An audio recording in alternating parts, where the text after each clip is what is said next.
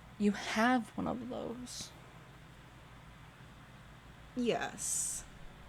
Listen, I wasn't gonna assume one way or the other. Maybe you were just pulling shit out of your hair. Maybe I am. Inquiring minds would love to know, but thank you. Bond probably like slaps their OG feather down, and it makes like a toony like puff. And then they like set the other one down, and it like wet plap. I don't think it's that wet. Maybe a little bit of a plap. Like, you know, plap. Okay. Plap. Plap. Plap. Plap. Microscope.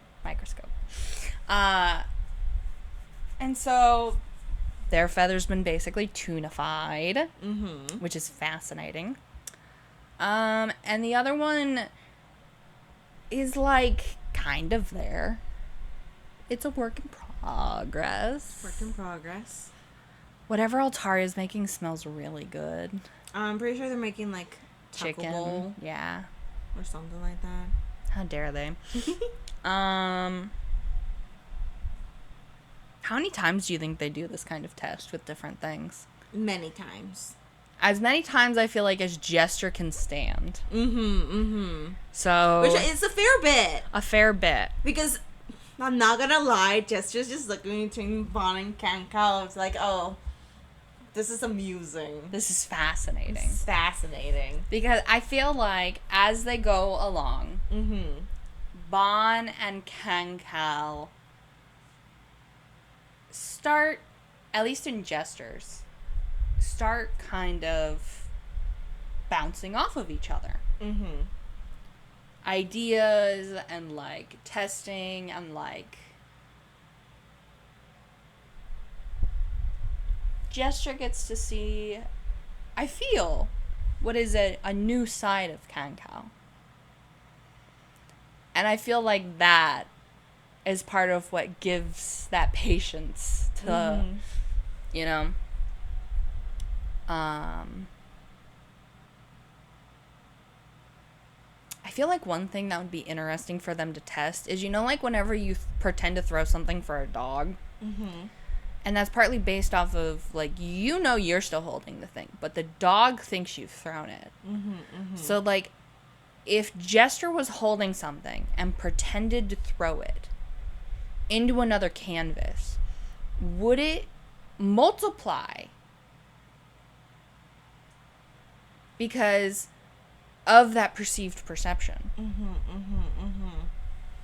Like, I'm Okay, because I don't think it would. no, because it's based more towards Jester's perception. Yeah. So, like, if Jester is the one doing it, it wouldn't, you know, like, yeah, even if other people are looking, it's, unless Jester, like, I feel like Jester will, like, admit this, of, like, unless Jester purposely makes another ball to, like, seem to go through. Or, you know, whatever. No, yeah.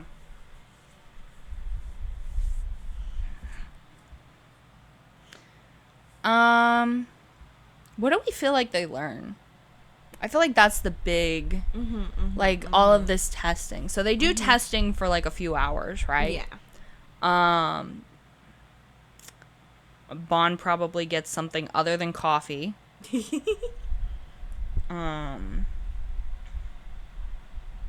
Because that's, like, the big thing, right? Yeah. Is we want to know what all this testing comes down to. I feel like it is possible to duplicate something. But what you get when you duplicate is a crapshoot. I feel like we're going to call it a crapshoot. Okay. If you put something that is real kind in there, when it comes out, it will be toonified. But if you try and duplicate something in there, you're going to have probably better odds with something that is toony to begin with. And you'll probably have better odds if it's painted to begin with. Yeah. But, like, after, like, those things, it's more and more of a crapshoot. With, like, inorganic things being the most stable of duplicating, like we already know about. And inorganic, or, like, organic being a little more... I feel like this will raise a possibility, though, at least for, like, Kankal's note-taking on all of this, is that this would mean that there is a possibility of enhancing this. Because this is just based on Jester. And Jester is an older experiment. Yeah. And Jester was very rushed. Yeah. It will be, like, admitted and such, of, like, there wasn't enough done. They were working on a time limit. Yeah. They were working on a time limit with Jester. So, doing things with Jester and such, this could be enhanced and bettered in a more purposeful way. Especially if they start working with, like Bon said, paints and stuff specifically tailored for Kankal. Yeah. And start trying to duplicate Kankal stuff in a Kankal thing. You know?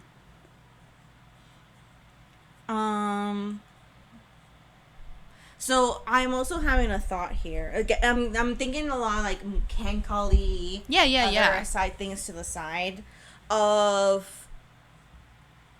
So this is a topic that Kankal is regularly very acquainted to. Soul. Yeah. So multiplication of organic things could be in part of the soul of the thing, even of itself. Because inorganic don't really have A quote-unquote soul. quote-unquote soul. But organic could potentially have a quote-unquote soul. Or even just like a magic residue. Or just magic residue. And tied with it. Like a soul and magic, it can be like... They're intertwined. So for a seed, I feel like that is, again, also stored potential. Yeah. It's stored magic, energy, whatever. Yeah. It is not yet breathing it, but it is a potential. Whereas feathers and stuff like that, it already belongs to another individual.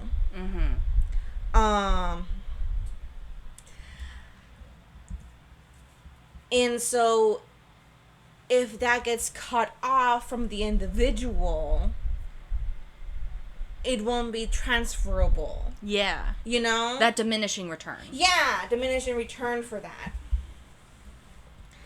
Because you're cutting off from the OG source. Yeah. And that's probably affecting this as well.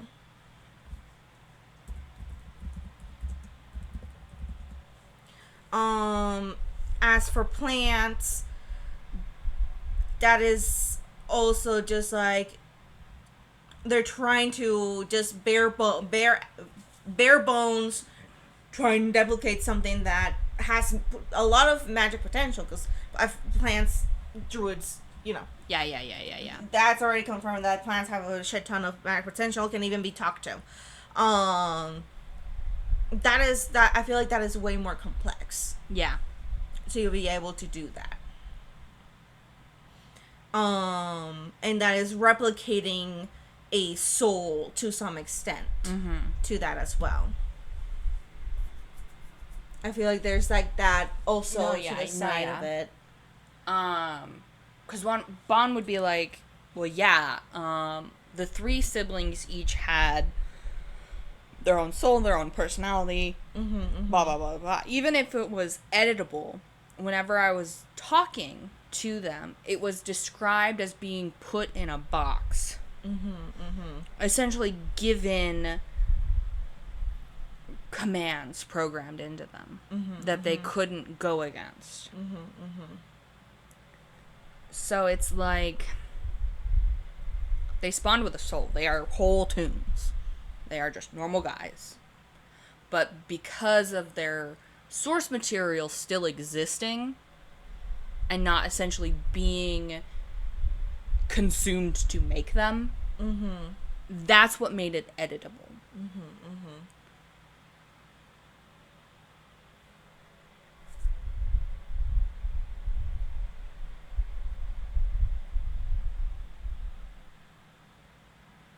Then the idea pops up of if we have the individual inside the painting and then do the multiplication, like the OG, Yeah.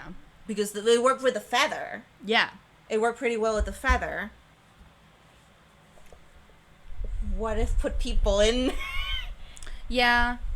I feel like Bon would be a little more like that could be a lot of work. Of like in the sense of like making a painting that someone could feasibly enter and exit with ease. Mm-hmm, mm-hmm. That they were not created from. Mm-hmm, mm-hmm. You know? Because like if they were to try something like that for Jester has the source, right? It is just essentially finding a way to create a bridge for Jester to exit and not consume the painting so Jester can return. Mm-hmm. Essentially reverse engineering the process from which the trio of siblings were born. Which they know jack shit about. They were useless. Mm-hmm. Bon would say that. In character. Bon would say that. And obviously Harley's unavailable, and they totally vegetabled the guy who commissioned it. I did put forth a suggestion that Kankal suggested to me in that regard, so maybe, depending on if that concept pans out, I would see about being able to facilitate something like that firsthand. But I'm not going to depend on that. Mm-hmm. So. Shame. Right?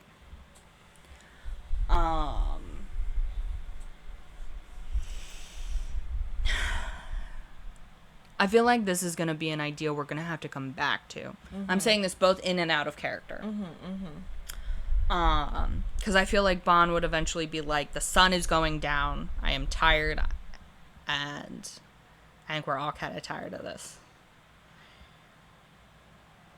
So they're like, okay. At some point, they just, like, lean back in their chair, and then just flop backwards onto the bed. So, like, their butt's on their chair, but their back's half on the bed. Mm-hmm, they're, like, crushing papers under them. And they're like, alright, I'm calling it. We can work on putting together an allergy panel thing for you later. And we can test those things. Fun. Yeah, I know. Thankfully, I'll prepare lesser restoration, which should keep you from going into anaphylactic shock or whatever your equivalent is. And we'll test those.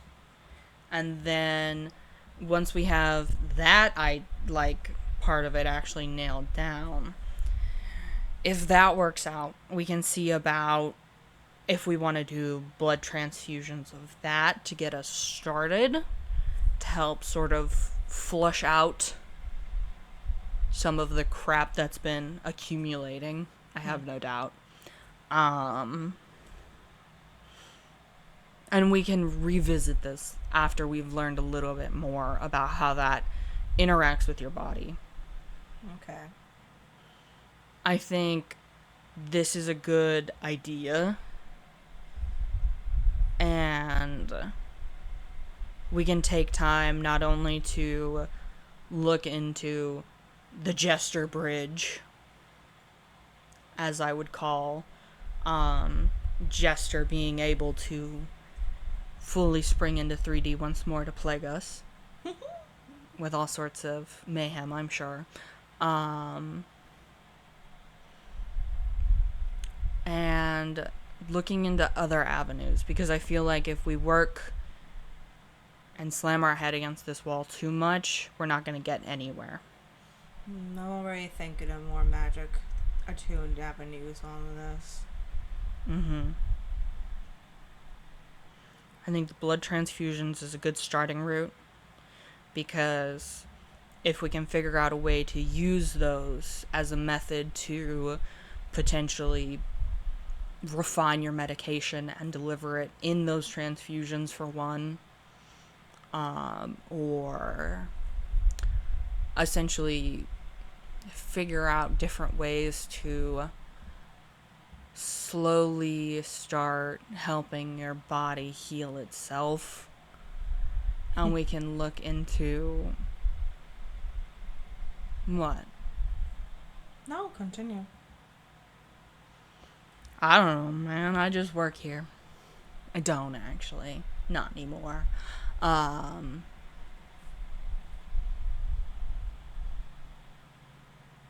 think there's a lot of potential in a lot of different aspects. I think I want to continue targeting your bone marrow to begin with. And hopefully by doing the blood transfusions, the ink transfusions, it'll take some of the strain off of your organs.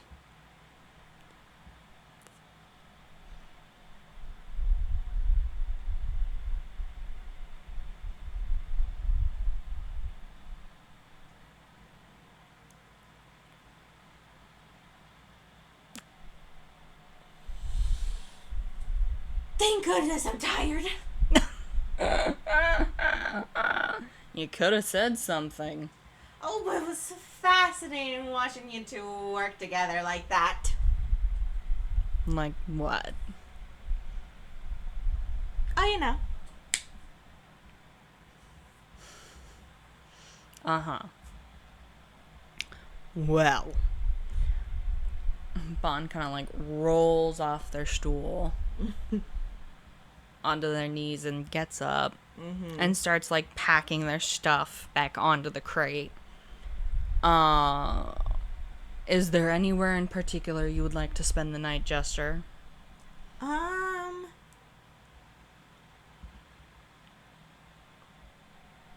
Not here. No, not here. You guys do not have to roommate it up. I don't mind. Either way, I can always keep watch on the front door, or I can have my own little room. I think I know somewhere. How about that? Okay.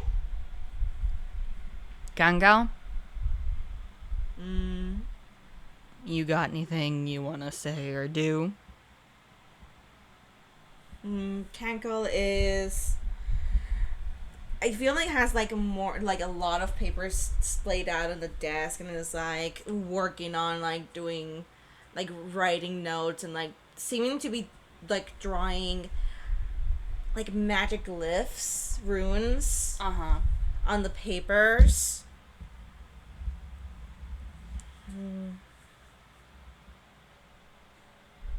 Foot is a thing that exists.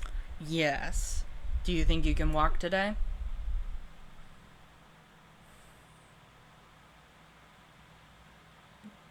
I think so.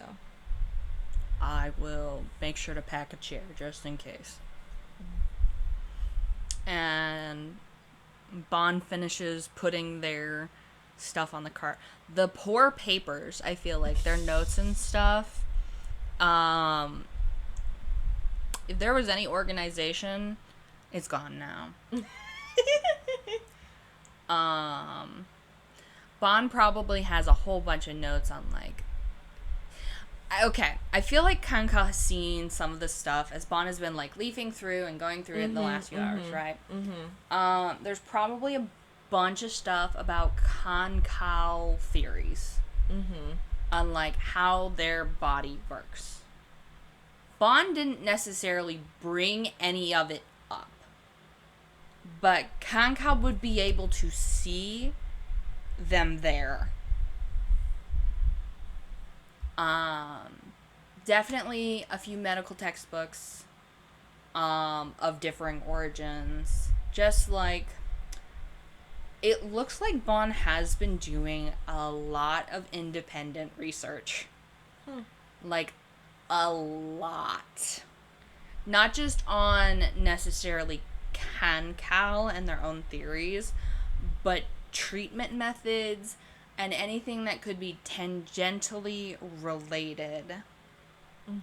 Along with stuff like magic instability and stabilization of it.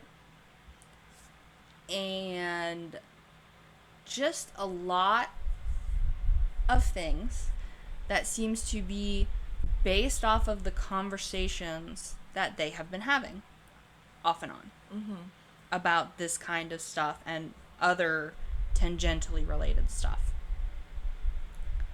And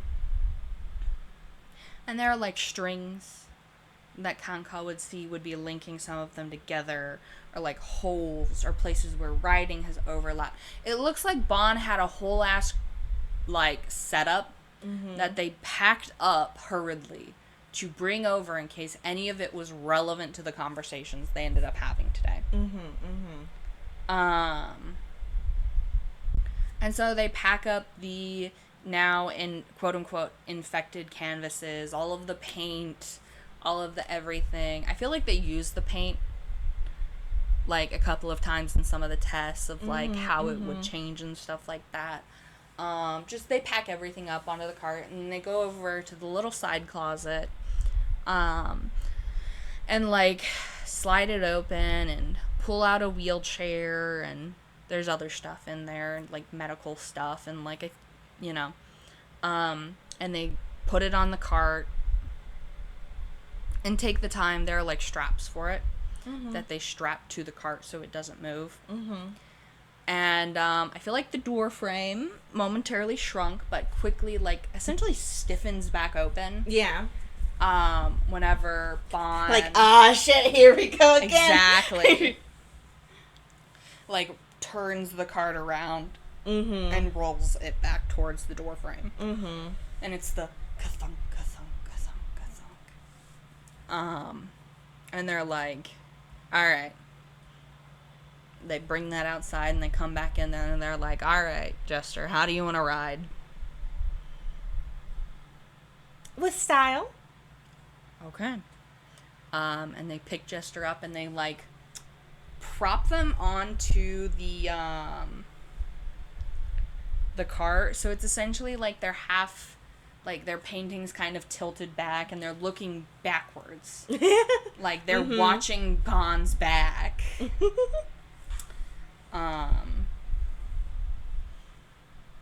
Because the alternative was essentially tucked under Bon's arm.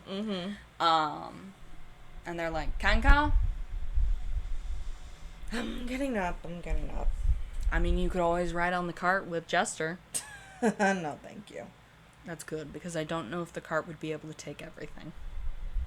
Terrifying. And Kankal actually, like, starts, like, putting their own notes together and, like, some kind of cohesiveness. And gets their cane and kind of very testively walk on over and kind of like looking back, and they follow. And I feel like Bon actually leads them to a room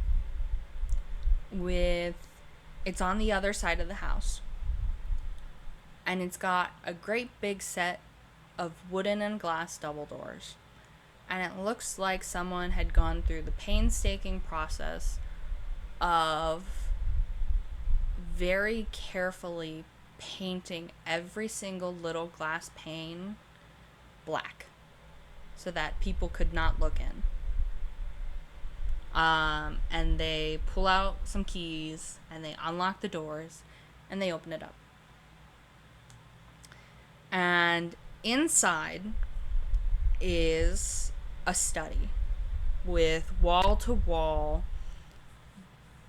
like, bookcases, and the gaps between the bookcases have paintings and little statuettes with busts. It's like, it's very much a rich person's study. You know? And there's like half packed up, half finished canvases scattered around and notes, and there is one clear spot on the wall that Bon wheels the cart over next to and starts going through the papers, and very carefully there's like a giant ass pile of thumbtacks and strings, and they start very carefully thumbtacking every single piece of paper they had originally taken down back up, and like re-linking pieces with string and stuff like that. And they just go, this isn't where you're staying for the night, by the way. I just need to drop half this crap off. Oh, thank goodness. Okay. I'm not gonna make you stay in this shithole. The front room's got more paintings than you could eat in a night, I'm sure. Well, I don't eat them completely like that. Semantics.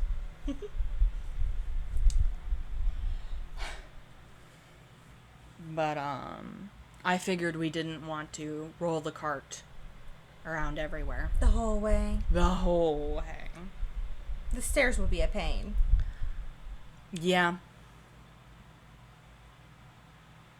That's why we would take the back way, and then the back way's annoying. Because it's the back way. I feel like Kankal is just like looking at the like some of the titles on some of the books, but also like very much looking at how Bon is aligning their crazy board. Well, I will say for Kankal, and probably Jester can notice this too, at least a little, is it seems like this office is in the process of essentially being changed over from one person to another.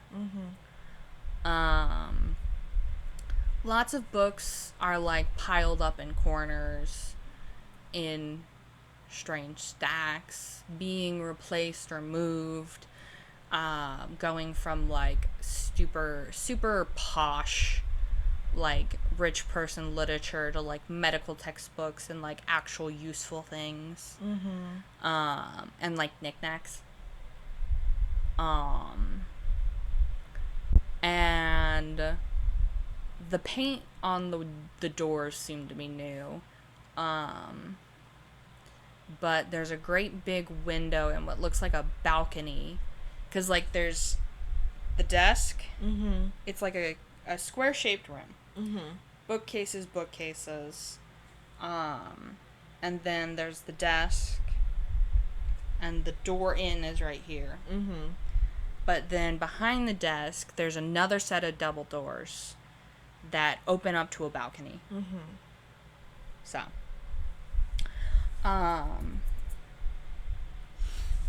and Bon specifically there's drawings of Kankal and lots of notes, and it's sort of like there's observations, and what do the observations pair with? What do they indicate about health? What does Bon know about generally what those things mean whenever like Bon would know that Kankal's hair looks scraggly and unkept and untaken for. Okay, that indicates like usually ill health or like ill vitamin intake, or like something that means that Kankal cannot take care of their hair, either like because of the health problems, and also there's something like wrong with Kankal physically that is affecting the hair. And then it's like, okay, what kind of things are expressed in the quality of the hair, right? Whether it's greasy or thin, falling out, lots of breakage, stuff like that. And it's like different observations, and then like specific things in the middle are like things that Kankal themselves has said or described, or like that is the straight from the horse's mouth stuff is right in the middle. And then everything else from there is like a constellation of Bond's theories and observations. So, and Bond just like thumbtack, thumbtack, thumbtack, thumbtack, little impressions on pieces of paper where they're pushing the thumbtack in, but their talon like digs into the paper because it curves, you know. And then like trying to line pieces back up that they've written over one to the other. A lot of the art that seems like it's been taken down is like there's a portraiture of Harley herself that looks very dramatic and bougie. And it's on its side, like thrown aside without care kind of thing. Like, I don't care about this painting, you know? And I honestly think that's where the crazy board has gone, is like in place of that picture. Yeah. Because the picture would be so large that even the space around the painting would not be a lot. So by taking the whole painting down, it opens up a lot more wall space. And there's like little sandy crystals and like little sandy candies and like there's like a section for Sandy. There's like a section for Gil. There's a section for Bond themselves and like Eric Cochra. There's a section for General Tunes. There's a section for Gil. Like, I know Kankal especially, because Kankal has been spying on these guys, would recognize what specific sections of books are relevant to specific people Bond no doubt has treated. And then there's more general ones like Ghiblians and like Tezukandans and like Rubber Hose and CGI and there's also like what clearly must be medical journals essentially that Bond has written themselves that are by the desk in like a whole section that's been cleared out of like books that are just these little like thin paper-backed bound books. And this is Bond's office. Welcome to Bond's office. There's also, I feel like, little signs that Yuvia's been here, like thisers and thatters. That read is Yuvia. Maybe she's left some notes on something, you know, or like an observation here, or like a, you know, like she has been welcomed into this space. And Bond just kind of finishes thumbtacking this stuff up, and they're like, all right, we're ready to roll. Not literally. Walk. And they like unstrap the wheelchair and tuck it under one arm, and they carefully pick up Jester's painting and tuck it up under the other arm, and they're like, all right, power pose. They're ready to go. And Kankal kind of like lingers a little bit before turning to Bond and is like, okay. All right. And I think if we would like, we could end it here. Of them leaving. And maybe Kankal giving like a last glance. No, yeah. To the office as the door clicks shut. And like the camera has stayed in the office. And so the door clicks shut, and with it, most of the light of the room goes out, and you just watch the shadows of them move away. thank you everybody for listening. Thank you, everybody, for listening. Anyone who does come to listen, I hope you enjoyed the mad theorizing of a couple of not scientists. Not scientists at all. But they sure do give a run for it. Mm-hmm. But yeah. Thank you, guys. Thank you. Mwah. And I get to pull it up and hit stop recording. Woo! At 2 hours and 10